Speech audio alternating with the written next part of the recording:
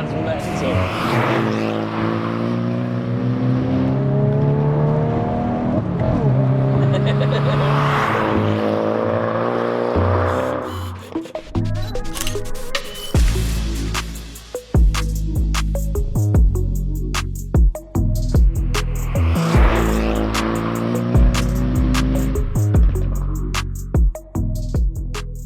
Hey guys, it's Luke here and welcome back to another video. You join me today with a car which I've been wanting to film for a while, and that is of course the Hyundai i20N.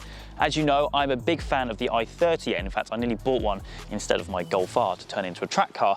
But this one, I feel goes under the radar. Of course, it does sit below the i30N for obvious reasons. And so therefore, I don't think you really see that much about them, especially on YouTube. I believe this could be one of the best beginners or first hot hatches that you can buy. And of course, today we're going to be finding that out for sure. I'm joined, of course, with the owner, Toby. So we'll introduce him on camera. He has done a few modifications to the car. So we'll run around and have a look at that before we go out and have a little spin in this i20N to see, well, ultimately what it's like.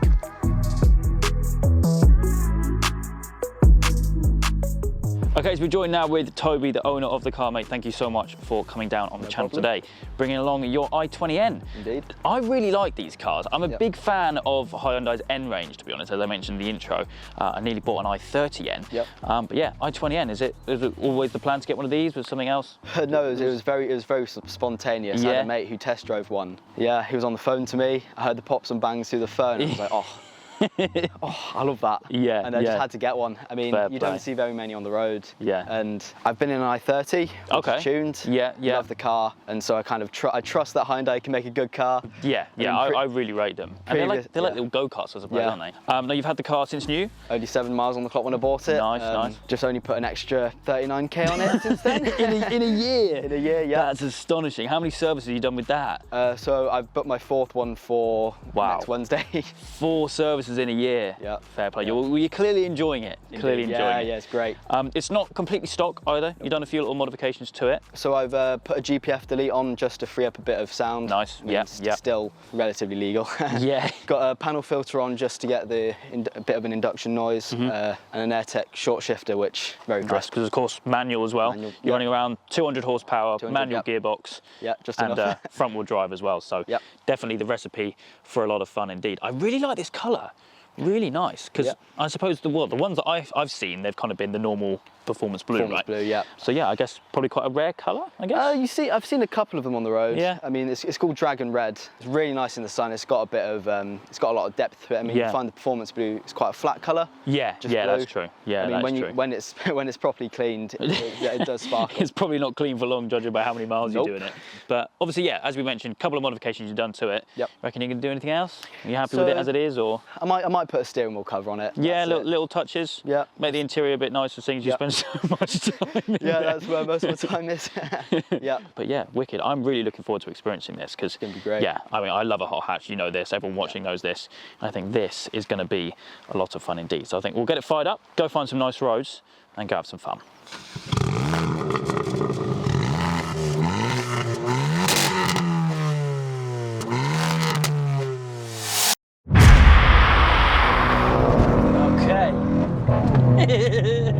Here we are, out in the car. It is like a little go-kart there. This car is like the direct rival of like Mark 8 Fiesta ST, Polo GTI as well, I suppose. And those are both cars which I've experienced a lot of. It sounds mental, by the way. This is, I suppose, your first hot hatch, isn't it, really? Which first fast car. It begs the question of, is it the ultimate first hot hatch? Yeah. It's great fun. It is great fun. And it's the kind of car, right, which, like what, we're running 200 brake. Just 200 brake, yeah. Probably a little bit more because of GPF delete, but you don't need loads of power because you got a manual gearbox, you got front wheel drive. Anything like 300-400 brake would be too much. Just spinning all the time. Like spinning anyway from second, isn't it? Yep. But yeah, first impressions, I really like it. I really like it. It's a bit more modern than the i30N. Obviously with the digital dash, bits and bobs like that. But yeah, no, it's mega.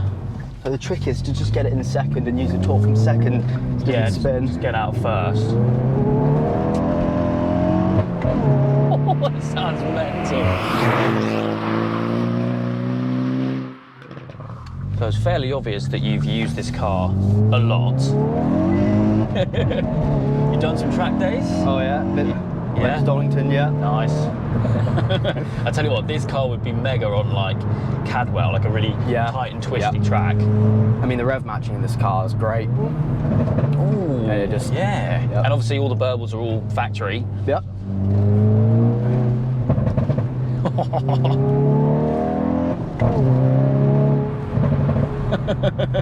What a mental little thing. It's got small dog syndrome. Yeah. Just very small, yappy. Just wants to go. That kind of, it's like a DSG fart almost. Yeah. It's just the perfect B-road basher. Yeah.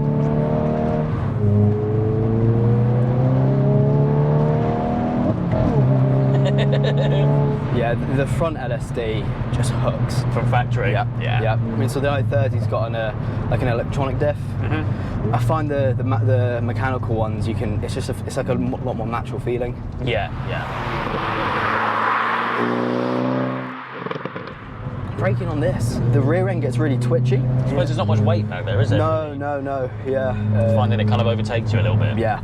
I met a guy who purely sold the car because it did that. Really? Yeah, he got a Polo GTR, yeah. Interesting. I think the Polo GTR it's a great car. Yeah. Maybe a better daily. Yeah, it's very tunable. But I think maybe not as exciting. No. I think Hyundai with the N range as a whole, whether it's the Kona, this, or the i30, they just added a lot of soul to it, I feel. Like there's a lot of character, whereas I feel that maybe a Polo GTI doesn't have as much of. I mean, it's rare to find cars like this, but yeah, for sure. It is like a little rally car, really. I mean, yeah, so this was inspired by the i20 WRC car. Well, there you go. Yeah. There you go. Yeah. I mean, it does have a bit of noise pumped in, but I mean, those pops and bangs, they're really loud. Yeah. I love the gear changes. They're brilliant. It's very point and shoot for completely stock suspension. That's very impressive. It is just a good car out of the box. Yeah, I mean, round there you can feel the diff just pulls you around. Yeah.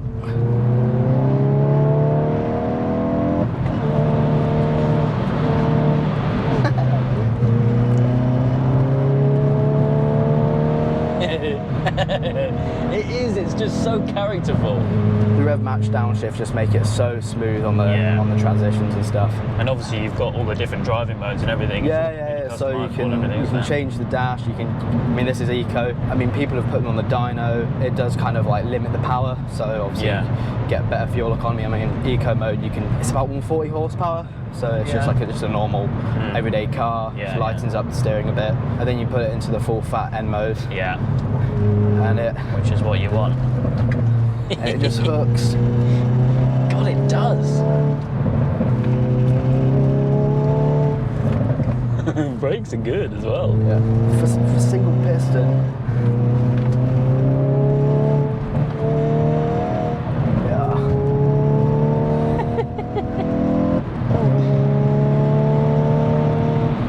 It does get loose, doesn't it, at the back? Yeah, the arse does come out a bit. Yeah. I really like it. You get like modern kind of diesel big SUVs which have got to a sort of 200 horsepower, but it's just all about power to weight. Yeah, in a shoebox like this is more than enough. Yeah. But mate, no, thank you so much for coming down today. No problem. Showing me the car. I've always been a fan of the N range. As I said, nearly bought an i30N. Big seal of approval. But yeah, that is it. Hope you guys have enjoyed. If you have, please do make sure you leave a like and make sure to subscribe for all the adventures still to come.